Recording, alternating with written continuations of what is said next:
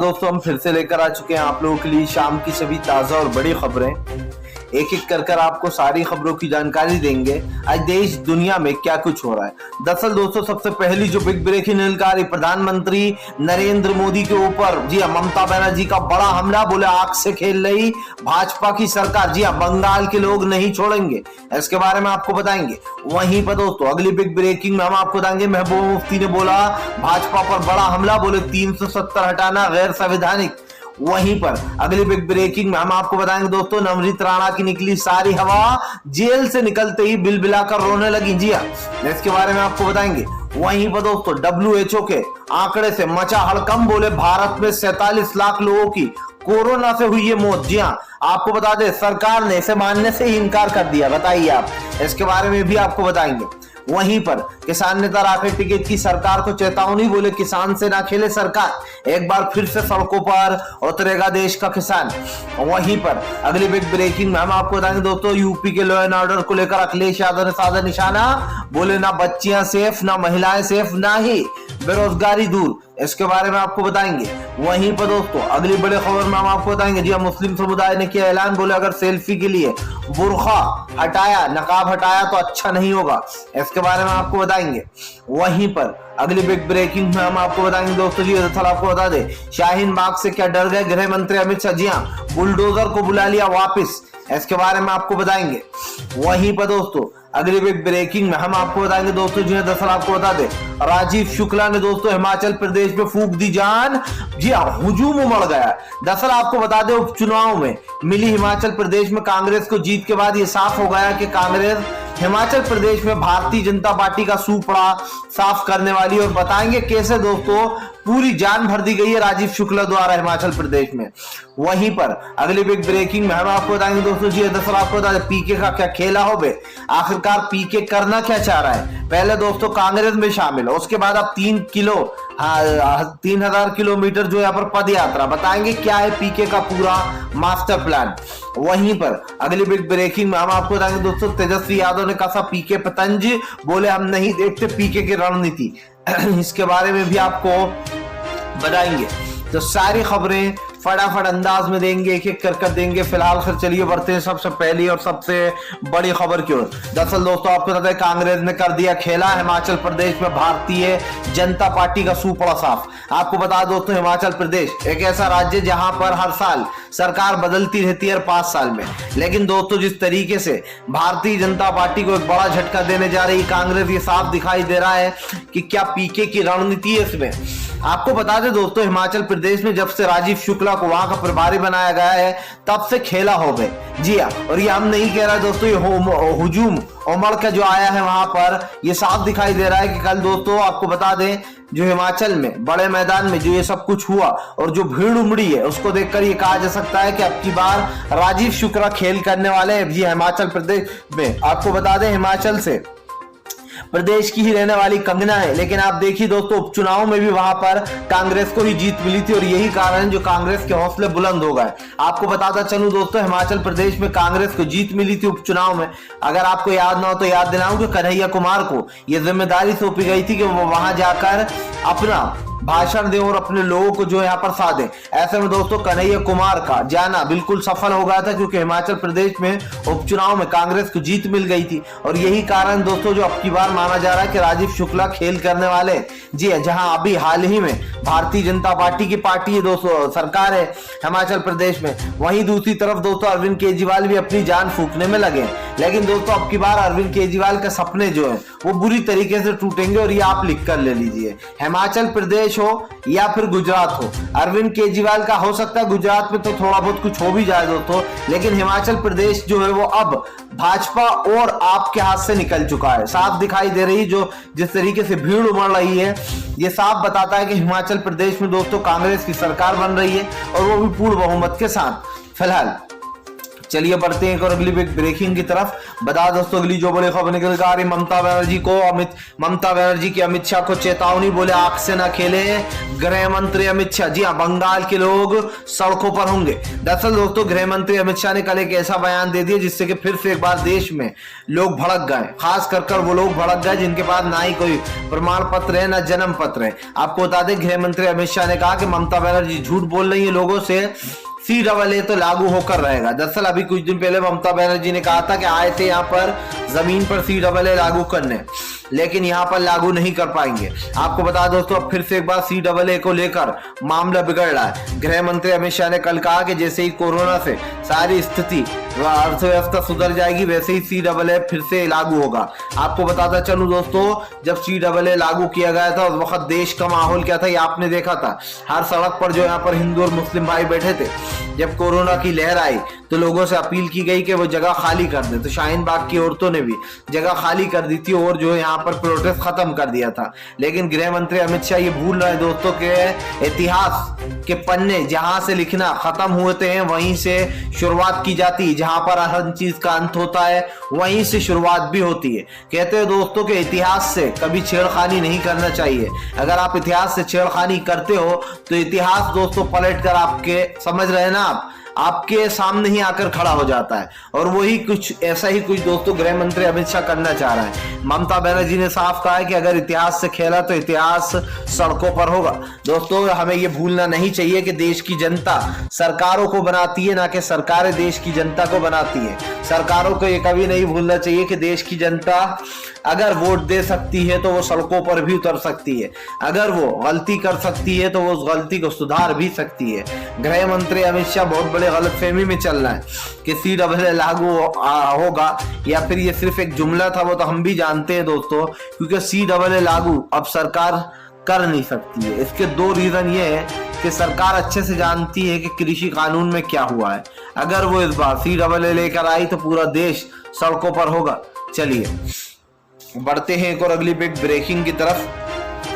बता दोस्तों अगली जो बड़ी खबर निकल कर आ रही है, दरअसल दोस्तों आपको बता शाहीन बाग जाने से डर गई भाजपा की सरकार, वापस बुला लिया बुलडोजर। दरअसल दोस्तों लगातार 8 दिन से जो है यहाँ पर ये बात कही जा रही थी कि शाहीन बाग में जो यहाँ पर बुलडोजर चलेगा। बताया जा रहा है कि शाहीन बाग में बुलडोजर अब 8 दिन बाद चलेगा। क्या गृह मंत्री अमित शाह डर गए? क्या दोस्तों ये सिर्फ एक बहाना है? दरअसल आपको बताया जा रहा है कि जो पुलिस फोर्स MCD ने मांगी थी उसके वो गृह मंत्रालय ने नहीं दी। आपको बता दें दोस्तों शाहीन बाग की ओर बढ़ रहे थे MCD का बुलडोजर लेकर, लेकिन ऐसे में दोस्तों ये साफ दिखाई दे रहा है कि शाहीन बाग की ओर जाना भाजपा को भारी पड़ सकता है। शाहीन बाग वो एरिया है दोस्तों जहां पर प्रोटेस्ट हुआ था और अब बुलडोजर चलाने की तैयारी हो रही है। इसमें 3 बातें बड़ी अहम हो जाती हैं। पहला तो ये कि सबसे पहले बीजेपी ने बुलडोजर चलाने की जो बात कही वो कहाँ कही दोस्तों, वो कही 3 मंदिरों पर। आप समझिए 3 मंदिरों पर, 4 मंदिरों पर बुलडोजर चलाया जा रहा था। इसी के साथ साथ अब शाहीन बाग से जो मोर्चा ले जाया जा रहा था वहां से उसको वापस बुला लिया है। तो ये रीजन तो उठता ही है दोस्तों कि आखिरकार सरकार करना क्या चाह रही है। एक तरफ तो सरकार कहती है कि वो जो यहाँ पर बुलडोजर चलवाएगी, दूसरी तरफ दोस्तों ये बहाना लिया जाता है कि हमारे पास पुलिस फोर्स नहीं है इसलिए MCD अभी अपनी कार्रवाई 8 दिन तक टालता है। सवाल वही फिर से दोस्तों कि क्या शाहीन बाग के लोगों से भाजपा डर गई है? क्या शाहीन बाग में पहले ही भाजपा को पता चल गया है कि क्या होने वाला है? क्योंकि दोस्तों जो बीजेपी कर रही है और उसको लेकर देश की जनता गुस्से में। जाहिर सी बात है दोस्तों, कान इधर से पकड़ो या इधर से पकड़ो, बात तो एक ही है। भारतीय जनता पार्टी को भी भूलना नहीं चाहिए कि इस देश की जनता पूरी तरीके से बीजेपी के खिलाफ है और बीजेपी अगर इस देश में इस तरीके के कानून लागू करेगी या फिर दोस्तों लोगों के अतिक्रमण करेगी तो लोग बख्शेंगे नहीं बीजेपी को। क्योंकि फिलहाल सरकार कोई सी भी हो, जनता जो है दोस्तों वो सबसे मजबूत होती है और जनता जो है वो पूरी तरीके से सफाया भी करना जानती है। फिलहाल खैर चलिए हम बढ़ते हैं दोस्तों एक और अगली बिग ब्रेकिंग की तरफ। बता दोस्तों अगली जो बड़ी खबर निकल कर आ रही है, WHO की रिपोर्ट ने दोस्तों भारतीय जनता पार्टी के उड़ा दिए होश, खोल दी पोल। जी है दोस्तों, जो बीजेपी कह रही थी कि कोरोना से कोई मौत नहीं हुई है, एक भी मौत नहीं हुई है, उस सरकार की दोस्तों पोल खुल गई है। आपको बताते चले दोस्तों WHO का आंकड़ा आ गया है। WHO के आंकड़े के दौरान दोस्तों बता दें ये दावा किया गया है कि भारत में कोरोना से 47 लाख यानी कि 47 लाख लोगों की दोस्तों मौत हुई है कोरोना से। अब आप समझिए प्रधानमंत्री नरेंद्र मोदी दोस्तों पार्लियामेंट में खड़े होकर क्या झूठ बोल रहे थे कि कोरोना से ऑक्सीजन से एक भी मौत नहीं हुई, जबकि दोस्तों WHO की रिपोर्ट क्या कहती है उसके भीतर आपको बता दें WHO की रिपोर्ट ने यह दावा किया है कि भारत में 47 लाख लोगों की एग्जैक्ट मौत हुई, और ये एग्जैक्ट आंकड़ा है दोस्तों। अब ऐसा नहीं है कि सिर्फ जो यहाँ पर WHO ने बता दिया कि लगभग इतनी, लगभग नहीं, फिलहाल यही आंकड़ा निकल कर आया, और यह आंकड़ा बिल्कुल सटीक आंकड़ा WHO ने दिया है कि भारत में 47 लाख लोगों की मौत हुई है, और इसकी जिम्मेदार दोस्तों सरकार थी।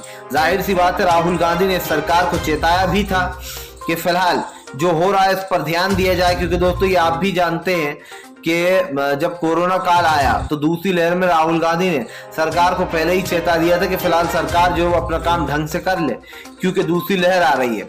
लेकिन राहुल गांधी की बात को नजरअंदाज करते हुए सरकार आगे बढ़ गई थी। अब दोस्तों ये बात तो साफ हो जाती है कि भारतीय जनता पार्टी को एक बड़ा झटका यहाँ पर लग गया है। इसलिए भी लग गया है दोस्तों क्योंकि ये आप लोग बखूबी जान रहे हैं कि इस वक्त हो क्या रहा है। आप देख लीजिए जितने भी आप अभी तक के ट्रैक रिकॉर्ड उठाकर देखेंगे, और उसमें भारतीय जनता पार्टी सबसे वर्स्ट पार्टी के रूप में उभर कर आएगी, क्योंकि कोरोना में लोग मरे, सरकार कुछ नहीं कर पाई।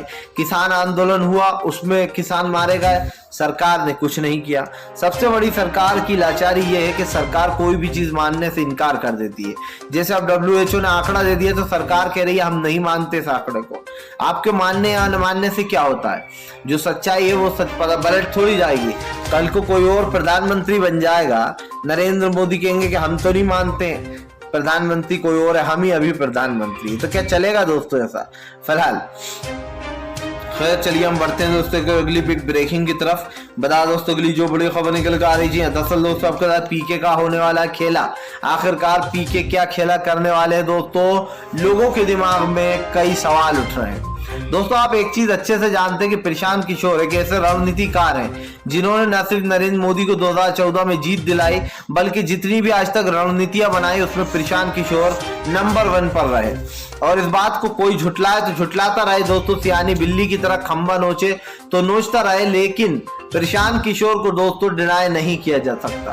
प्रशांत किशोर एक ऐसे रणनीतिकार हैं जिनके दिमाग में कई तरीके के प्लान ऑन रहते हैं। अब ऐसे में दोस्तों पीके ने एक नया ऐलान किया कल कि वो 3000 किलो जो है यहाँ पर पद यात्रा करेंगे। ऐसे में दोस्तों अब लोगों के दिमाग में कई सवाल उठा कि आखिर पीके करना क्या चाहते हैं। पहले वो कांग्रेस को जिंदा करने गए, उसमें दोस्तों जान फूकने गए, उन्होंने 600 पन्नों की कांग्रेस को बकायदा दोस्तों एक वो भी सौंपी, और यकीन मानिए दोस्तों इससे कांग्रेस का फायदा ही होगा। कांग्रेस ने उन फॉर्मूले को अपनाना शुरू कर दिया है जो पीके ने अपनी 600 पन्ने की स्लाइड में बताया था। इस बात को अगर आप और मैं झुटलाएं कि कांग्रेस उस पर काम नहीं कर रही तो ये गलत होगा। दरअसल दोस्तों पीके का खेल ही उस वक्त कुछ और था। हमें यह बताया जा रहा था कि पीके कांग्रेस में शामिल होंगे। दरअसल दोस्तों पीके सिर्फ भाजपा कांग्रेस में कुछ समझाने गए थे। 600 पन्ने की जो प्रेजेंटेशन थी, उन 600 पन्नों में दोस्तों कांग्रेस का इस वक्त से लेकर 2024 तक का पूरा प्लान है। प्रशांत किशोर कांग्रेस से जुड़े हुए हैं, ये बात साबित हो सकती है दोस्तों, क्योंकि यहाँ पर 2 रीजन है। प्रशांत किशोर भले ही दोस्तों पार्टी में शामिल ना हुआ हो, लेकिन प्रशांत किशोर कांग्रेस से जुड़े हैं। कांग्रेस से प्रशांत किशोर की लगातार वार्ता चल रही है, किस तरीके से हिमाचल प्रदेश में चुनाव लड़ना है, कैसे गुजरात में लड़ना है, क्या कुछ करना है 2024 में, सारा प्लान प्रशांत किशोर ने उन 600 पन्नों की प्रेजेंटेशन में दिया है। और प्रशांत किशोर के उन फॉर्मूले को दोस्तों सोनिया गांधी बड़ी चालाकी और चतुराई से अपना रही है। इस बात को झुटलाया नहीं जा सकता कि प्रशांत किशोर और कांग्रेस आपस में दोस्तों गुटबाजी में है। इसका मैं रीजन आपको बता दूं, और ये बहुत अच्छी बात भी है, क्योंकि दोस्तों प्रशांत किशोर गांधी जी को बेसिकली बहुत दिनों से सपोर्ट कर रहे हैं। प्रशांत किशोर ने पहले भी कहा अपने इंटरव्यू के लोग कहते हैं अब गांधी जी कम पॉपुलर बचे हैं, कोई दूसरा नेता उनकी जगह ले लेगा। लेकिन प्रशांत किशोर ने कहा था कि आज से 100 साल बाद भी जब कोई आएगा तब भी गांधी इतने ही पॉपुलर रहेंगे। अब ऐसे में दोस्तों कई सवाल उठ रहे हैं कि क्या पीके गांधी परिवार को सपोर्ट कर रहे हैं, क्या पीके दोस्तों बेसिकली भारतीय जनता पार्टी की जो देश विरोधी गतिविधियां हैं उनसे पीके भी परेशान है। प्रशांत किशोर ने एक बात कही थी कि उन्होंने बिहार सरकार का साथ इसलिए छोड़ दिया था क्योंकि नीतीश ने दोस्तों पार्लियामेंट में आप समझिए CAA को सपोर्ट कर दिया था। जब प्रशांत किशोर ने कहा कि आपने उसको सपोर्ट क्यों किया CAA को, जब मैंने मना किया था तब नीतीश ने कहा कि मैंने तो ऐसे ही कर दिया पार्लियामेंट में सपोर्ट, लेकिन मैं बिहार में लागू नहीं होने दूंगा। जिसके बाद पीके ने यह कहा था कि जब आपने इसको सपोर्ट ही कर दिया तो अब आप बिहार में लागू नहीं होने दोगे, इस बात का कोई मकसद ही नहीं है। और इसीलिए पीके ने उनकी पार्टी को छोड़ दिया था, नीतीश की को। अब यही सवाल है कि आखिरकार पीके का जो खेला है वो क्या है दोस्तों, और बीजेपी को वो कैसे धीरे धीरे कर कमजोर करने में लग गए। चलिए बढ़ते हैं एक और अगली बिग ब्रेकिंग की तरफ। बता दोस्तों अगली जो बड़ी खबर निकल कर आ रही, जेल से रिहा होते ही दोस्तों नवनीत राणा के बदल गए सुर, जम कर फूट कर रोई नवनीत राणा। दरअसल दोस्तों नवनीत राणा को लग रहा था कि उद्धव ठाकरे के घर के सामने जाएंगे, हनुमान चालीसा पढ़ेंगे और ये बहुत आसान बात होगी। लेकिन दोस्तों नवनीत राणा जेल जाने के 2 दिन बाद ही उनकी जो जितने दिन वो जेल में रही उनकी सिट्टी पिट्टी गुल हो गई। जेल से बाहर निकलते ही जमकर रोई। जी हाँ, आप समझिए दोस्तों, ये इस बात को साबित करता है दोस्तों कि फिलहाल जो जेल होती है वो अच्छों को सुधार देती है। अब नवनीत राणा जो है दोस्तों गुंडागर्दी कर रही थी, बीजेपी के कहने पर बवाल मचा रही थी, उद्धव ठाकरे घर के सामने जाकर हनुमान चालीसा पढ़ रही थी। आप समझिए हनुमान चालीसा का जो ट्रेंड निकाला है कि अगर मस्जिद में अजान होगी तो हम भी मस्जिद के सामने हनुमान चालीसा पढ़ेंगे, या फिर उद्धव ठाकरे घर के सामने चालीसा पढ़ेंगे। अरे भाई, हनुमान चालीसा पढ़ने से किसी ने मना नहीं किया। आपको पढ़ना है तो आप भी मंदिर में पढ़िए, जैसे मुसलमान नमाज वहां पर मस्जिद में पढ़ना है। अगर आपको हनुमान चालीसा पढ़ना है तो खुद के घर में पढ़िए, अगर आपको घर में नहीं पढ़ना तो मंदिर जाइए। लेकिन ये क्या बात होती है दोस्तों कि गुंडागर्दी दिखाकर किसी के घर के सामने खड़े होकर और बोलना कि हम हनुमान चालीसा पढ़ेंगे। आप समझिए कल को मुसलमान भी आएंगे सड़कों पर, वो कहेंगे कि हम भैया यहाँ पर नमाज पढ़ेंगे सड़कों पर, हम यहाँ पर यासीन शरीफ पढ़ेंगे। समझिए, तो दोस्तों ये देश को बांटने वाली विधि है और इसकी ट्रेनिंग नवनीत राणा को बीजेपी ने दी थी। लेकिन नवनीत राणा ये भूल गई कि जो यहाँ पर कानून व्यवस्था आज भी जिंदा है उनके हिसाब से नहीं चलेगा फिलहाल। खैर चलिए हम बढ़ते दोस्तों एक और अगली बिग ब्रेकिंग की तरफ। बता दोस्तों अगली जो बड़ी खबर निकल कर आ रही है, दरअसल दोस्तों आपको भारतीय जनता पार्टी के ऊपर जमकर गरजे अखिलेश यादव, बोले लॉ एंड ऑर्डर पूरी तरीके से उत्तर प्रदेश में समाप्त हो गया, अब कोई उम्मीद नहीं की जा सकती। आपको बताया दोस्तों लॉ एंड ऑर्डर को लेकर फिर से एक बार अखिलेश यादव ने भारतीय जनता पार्टी को घेर लिया। अखिलेश यादव का कहना है कि उत्तर प्रदेश में लॉ एंड ऑर्डर पूरी तरीके से खत्म हो चुका है और यहाँ पर कोई उम्मीद भी नहीं रखी जा सकती। अखिलेश यादव ने कहा कि भारतीय जनता पार्टी पूरी तरीके से फेल हो चुकी है, अब वो देश की जनता से कोई भी वादा करे ये वादा कोई मायने नहीं रखता। आपको बता दूं दोस्तों इससे पहले भी अखिलेश यादव ने कई बड़ी बातें कही थी और वो बातें सच्ची भी साबित हुई थी। लेकिन अब ये तो साफ दिखाई दे रहा है कि भारतीय जनता पार्टी के खिलाफ हो गए दोस्तों अखिलेश यादव। उन्होंने साफ कर दिया कि फिलहाल बीजेपी अगर जनता का ध्यान नहीं रखेगी तो सपा सामने आएगी और सपा अपने दम पर जनता का ध्यान रखेगी। आपको बता दो दोस्तों अखिलेश यादव के इस ऐलान के बाद उत्तर प्रदेश की व्यवस्था जगमग हो गई, यानी कि अखिलेश यादव का ये बयान कहीं ना कहीं बीजेपी में हड़कंप मचा चुका है। अब देखना ये है कि आखिरकार अखिलेश यादव सोच क्या रहा है, उनकी सोच क्या है, वो आगे करने के हवाले है दोस्तों, क्योंकि अखिलेश भी अब राजनीति में काफी आगे जा चुके हैं। ऐसे में उत्तर प्रदेश में घमासान मचा हुआ है। एक तरफ तो 13 साल की बच्ची के साथ दोस्तों रेप जैसी घटना, वहीं दूसरी तरफ बिजली संकट। जिन चीजों को लेकर अखिलेश यादव बीजेपी को घेर रहे हैं वो चीजें दोस्तों बिल्कुल सही हैं और सही मायनों में अब बीजेपी को एक बड़ा झटका यहाँ पर लग सकता है। तो फिलहाल वीडियो अच्छा लगे तो इसको लाइक करिए, चैनल पे अगर आप पहली बार आए हैं तो सब्सक्राइब जरूर कीजिए, पास में एक घंटी आएगी उसको भी दबाइए ताकि हमारे वीडियो की जो अपडेट है वो आपको मिल पाए। और आप हमें जरूर बताइए कि आपको हमारे वीडियोस के